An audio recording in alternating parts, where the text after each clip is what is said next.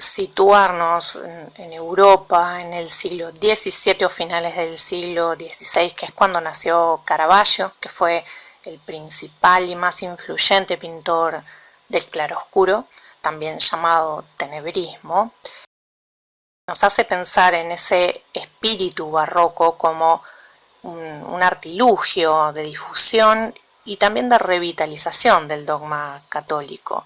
Este había sido puesto en crisis por Lutero, con la ruptura social que representó la Reforma protestante, y la Iglesia Católica, que escuchó de alguna manera los reclamos y arremetió con propuestas más de forma que de fondo, pero al menos renovó ese imaginario visual que estaba algo estancado en una iconografía que ya no era muy convocante en las nuevas generaciones.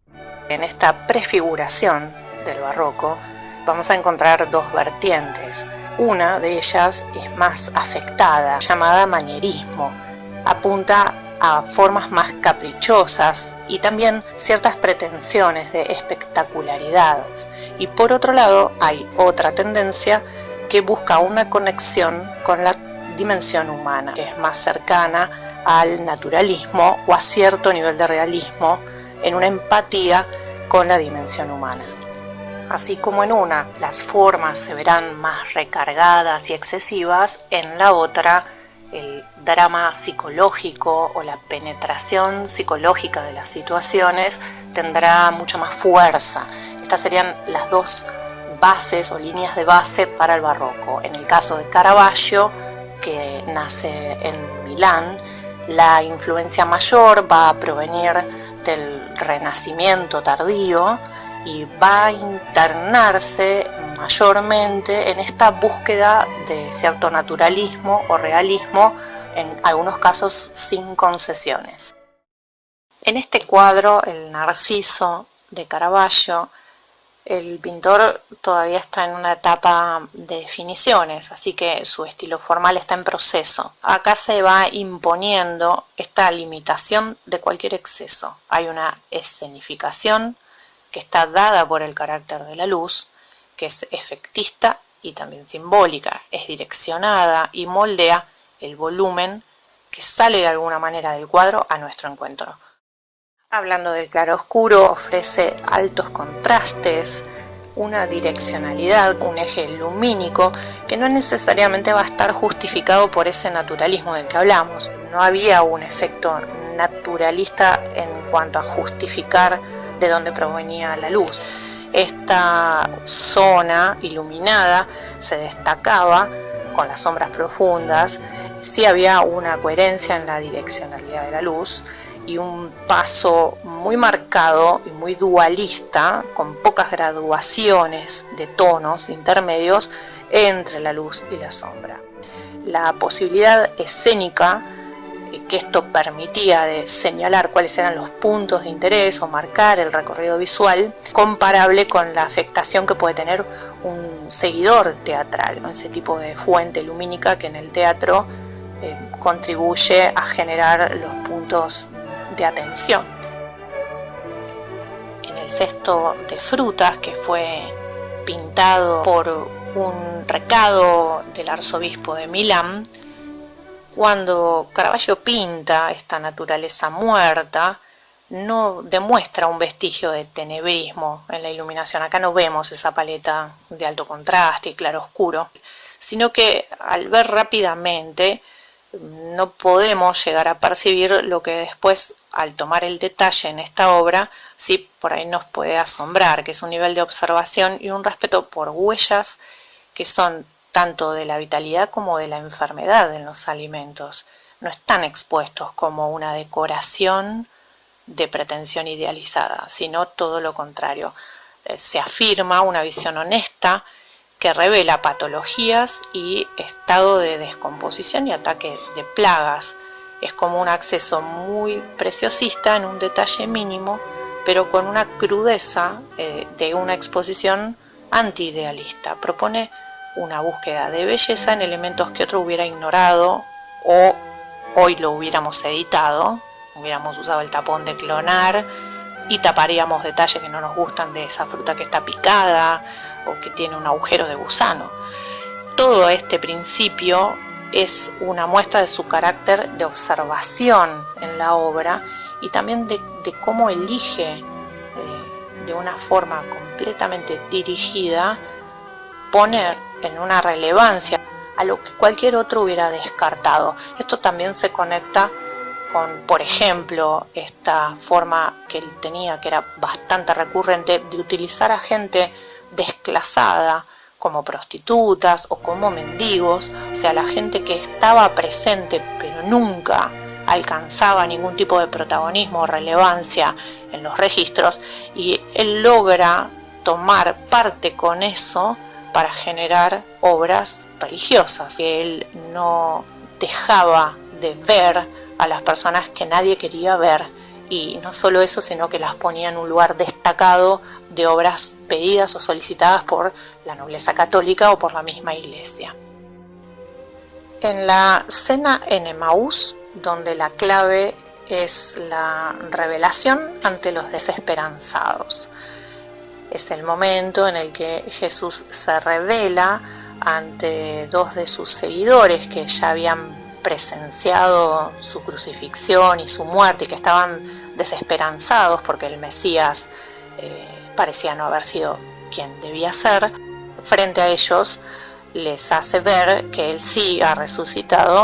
Se encuentran de pronto sorprendidos por esta presencia en una mesa de taberna con objetos y con elementos que están casi alguno a punto de caerse de la mesa. O sea, el nivel de inestabilidad de alguna de las cosas habla también de este volumen y de esta presencia física que las cosas tenían, al punto de que parece que esa canasta se está por caer. Y lo mismo los gestos de los personajes ahí presentes, que muestran esa sorpresa y esa reacción frente a la revelación de Jesús en la mesa, sentado con ellos. En la vocación de San Mateo nos encontramos con uno de los primeros encargos monumentales, que era también un ejemplo de este esfuerzo por sumergir en una contemporaneidad. Está dado por la vestimenta, ¿no? Donde los personajes están vestidos a la usanza y a la manera del momento contemporáneo de Caravaggio, conviviendo con otros personajes como Cristo, que sí está vestido con las telas propias de su época. Y los cobradores de impuestos del otro lado de la mesa son sorprendidos por esta presencia, algunos lo ignoran, ¿no? Pero en el caso de Mateo, que es el Leví de Palestina, él tenía ese nombre y él trabajaba como cobrador de impuestos, y de pronto es interrumpido en su tarea por la presencia del Hijo de Dios, que viene a buscarlo para que él sea uno de sus apóstoles. Entonces esta rutina interrumpida por la presencia divina, y otra vez en un cuadro donde la escala se da en 1 a 1, es manejada también por un símbolo lumínico, que es esa luz que parece traer la divinidad, que ingresa en este aparentemente cuarto interior, pero la luz la trae la presencia divina, que irrumpe en este momento y alcanza hasta Leví, que va a ser convocado como Mateo. En la Madonna de Loreto o Virgen de los Peregrinos vemos a una mujer que está representada por una cortesana muy conocida de su época, que se llamaba Lena. Su forma corporal no tiene nada que ver con la iconografía habitual de las vírgenes, que eran idealizadas, abstractas y hasta un poco etéreas. En este caso, lo que vemos es una mujer muy concreta y corpórea, y que realmente está cargando el bebé. Es un bebé algo crecido, también que se nota que es pesado para ella, porque hay una postura en ella que flexiona una pierna, como recargando el peso de esta criatura en una de sus piernas. Hay una condición muy humana en la forma en que esta mujer carga a un niño, y estamos frente a una virgen que tiene a Jesús en brazos. Entonces esta materialidad propia de lo que es la dimensión humana, que aquí es derramada en esta figura mística, es todo un precepto ya vislumbrado en la obra de Caravaggio, no es parte de su sello personal. Al igual cuando observamos los pies de los peregrinos que están descalzos y sucios y parecen como exhaustos y que están expuestos en un primer plano hacia el espectador, o sea, ninguna de estas situaciones es idealizada, sino que se involucra humildad de aquel que está venerando esta imagen. Se sabe que los peregrinos son el marqués Cavaletti y su madre, que fueron los comitentes de esta obra, es decir, los que la encargaron. La cercanía de estas figuras, que está dado en la dirección de sus miradas, la forma en que se ladean las cabezas, lanzan un enlace directo y físico hacia los devotos, o sea, la Virgen está en un contacto estrecho y humano con sus devotos. Será en el mismo año en el que pintó a la Madonna de Loreto que Caravaggio nos concede su San Juan Bautista, pero la forma en que él representa a este personaje bíblico tan importante va a tener algunos puntos en contactos y otros muy diferentes con una iconografía preexistente. Tenemos que citar obligadamente al San Juan Bautista de Leonardo. En él la actitud casi sonriente, con este enigma al que nos tiene acostumbrado Leonardo en los rostros, transmite una sensación de seguridad o de confianza. Todo parece indicar y señalar que algo bueno espera a San Juan Bautista, incluso cuando tiene que enfrentarse con un destino horrible. En cambio, en Caravaggio, la penetración psicológica con este personaje va en una línea completamente distinta. Para empezar, la dirección de la luz es opuesta a la dirección de la mirada, es decir, que su mirada no está tan comprometida con esa supuesta esperanza o refugio que esta luz le va a ofrecer, sino más bien parece debatirse y cuestionarse si este es el destino que él tiene que aceptar.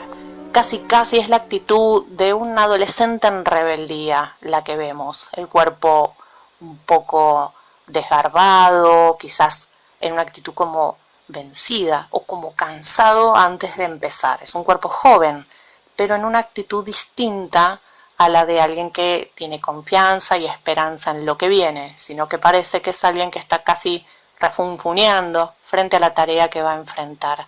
Esta forma de ver a un santo tan consagrado dentro de la Iglesia Católica es completamente novedosa. Lo que nos provoca es una identificación, porque frente a un destino siniestro como el que él va a enfrentar por sostener su fe, quizás todos nosotros podríamos identificarnos con una duda frente a ese destino y el precio a pagar por ser consistentes con una fe que va a ser puesta en duda por el entorno. En el San Jerónimo escribiendo, el pintor está cerrando la etapa romana de los encargos romanos. Y en esta pieza lo que vemos es a un santo que es mostrado con los mínimos elementos. Nunca hay excesos decorativos en los cuadros de Caravaggio. Es mostrado como un erudito, austero, y se trata del mismo casting que en otro cuadro sobre el santo, como en Meditación, pero se trata de un anciano con una corporalidad desgastada, de un hombre viejo, físicamente muy exigido, que está tratando de enfocar con dificultad. El ceño en su frente está suscribiendo esa concentración intelectual, pero también ese esfuerzo físico por un ojo cansado y un ojo de cierta edad. En el caso de San Jerónimo es quien tradujo la Biblia al latín, él tuvo esa tarea. Por eso hay una mesa pequeña con enormes libros que de alguna manera dan la escala de la tarea emprendida, ¿no? O sea, hay una acción dirigida hacia la posteridad trascendente que está en manos de un muy frágil y aparentemente desgastado anciano San Jerónimo. La capa que lo envuelve es roja, sabemos que el rojo siempre está asociado al sacrificio divino, entonces con los mínimos elementos se contemplan todos los signos necesarios para hablar de lo que él quiere hablar. Él quiere hablar de esta humanidad del santo que emerge en esta tarea de tanta complejidad a una edad tan avanzada. En la muerte de la Virgen, que es un cuadro que permanece en el Museo del Louvre, en Francia, encontramos lo que llamaban el extremo realismo en los cuadros de Caravaggio, y que de hecho fue rechazada esta obra por su comitente, un abogado papal que quería una pintura de María para su capilla. Caravaggio le trae en una solución de una María muerta, no una María que asciende, que se la ve muriendo como una simple mortal. Por eso no fue aceptada. Las representaciones de la Virgen son un indicio de la vertiente católica, porque de hecho la Virgen es el símbolo de la Iglesia, del templo en sí, donde los católicos son recibidos. Por eso, una visión de su mortalidad humana podía ser cuestionable por el dogma católico. El telón rojo, que está elevado, marca el único efecto escenográfico de esta puesta, y hay que recordar que el manto de la Virgen es continuidad simbólica del sacrificio. El rojo de la sangre vertida en los antiguos sacrificios paganos es sustituida por la presencia de estas figuras con capas rojas que van a reemplazar esas creencias y rituales. Y aquellos que están presentes en esta muerte de la Virgen, los modelos para estas personas eran generalmente obtenidos de gente que estaba en la calle, los que siempre quedan excluidos, y Caravaggio se encargaba de incluirlos en sus cuadros. El Cristo en la columna, o también llamada flagelación, fue pintada en la época final de su estancia en Roma, antes de huir a Nápoles. Se sabe que él hirió de muerte, y posteriormente esa persona falleció, a alguien importante, y él tuvo que huir con un pedido de captura que pesaba sobre él, y fue a refugiarse en Nápoles, que era una ciudad a donde muchas veces concluían muchos fugados de todos lados, principalmente de España, porque Nápoles dependía de la corona española en ese momento. Vemos esta pintura de ese periodo final, antes de esa huida, donde la columna, que es el símbolo del poder romano, contrasta con la exposición de Cristo. Él está siendo expuesto a la burla de una multitud que se congregó en el pretorio, o en el lugar donde ejerce el poder el gobernador de Judea, Poncio Pilatos. Los verdugos están preparando para azotarlo, flagelarlo, y los judíos ya habían dado un veredicto de indulto para salvar a Barrabás. Despotricaron contra Jesús y prefirieron destinarlo a la crucifixión, porque lo creían un charlatán. Lo que vemos es una impronta física atlética, con un cuerpo sin marcas de sufrimiento aparente, que es muy contrastante con otras interpretaciones del tema, donde ya se lo ve quizás lastimado, ¿no? Ese es el instante previo, justo instante previo a lo que va a ser una tortura extrema, que, tratándose de un autor que no vaciló en mostrar heridas o decapitamientos y atrocidades físicas muy crudamente mostradas, puede llamarnos la atención que tome este instante donde todavía la imponencia física y a la vez idealizada, o que realza esa fortaleza física, pero que por otro lado contrasta con su semblante de tristeza, porque lo que vemos es un Jesús resignado a un destino, con la mano en alta de un verdugo a punto de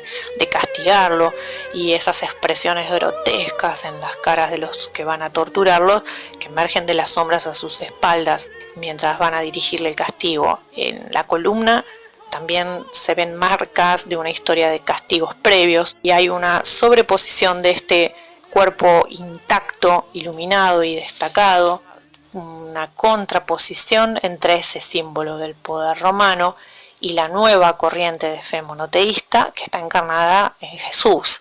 Esa luz lateral que cae de manera focalizada sobre cada elemento de la escena y hacia la cual no solo apunta el rostro de Jesús, con toda su desesperanza en el rostro, sino que también es el eje que recorre lateralmente en oposición a la dinámica corporal, habiendo decidido descartar la visión de heridas o de violencia, sino que es el momento previo a lo que va a ser la violencia posterior.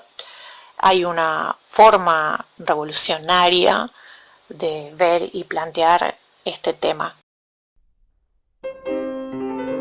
Hay una oscuridad que en muchos de los lienzos ocupa porciones tan grandes, o sea, una proporción considerable, y que de alguna manera sirve para eliminar detalles superfluos. Así que es una forma de utilizarla a la oscuridad para generar el destaque en aquellas áreas donde la luz, que es una luz activa, como combativa, y está rodeada de oscuridad y debatiéndose, nos muestra y nos detalla qué es lo que tenemos que ver.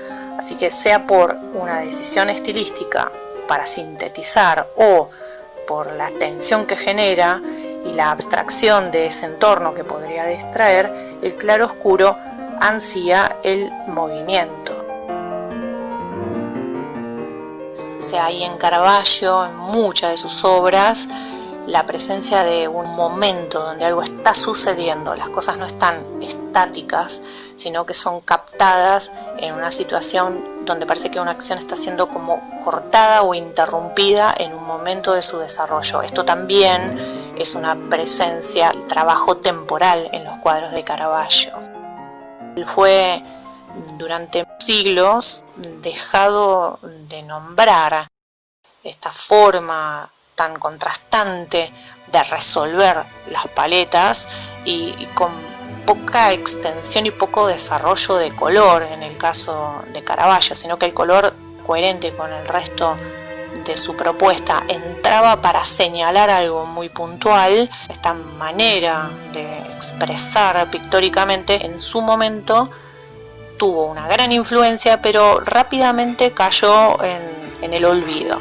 Y fue recién a partir del siglo XX cuando estos autores, todos estos autores del claroscuro, fueron revitalizados y vueltos a poner en un lugar central dentro del arte occidental.